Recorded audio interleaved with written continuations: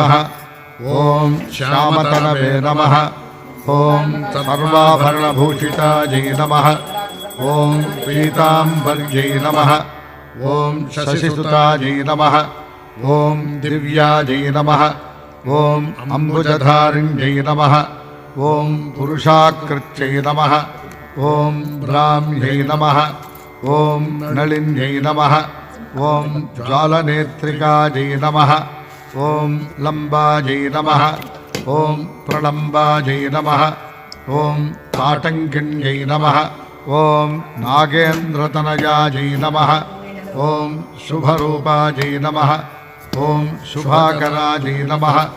ॐ सव्यायै नमः ॐ लम्बकरायै नमः ॐ प्रत्यूषायै नमः ॐ महेश्वर्यै नमः ॐ तुङ्गस्तन्यै नमः ॐ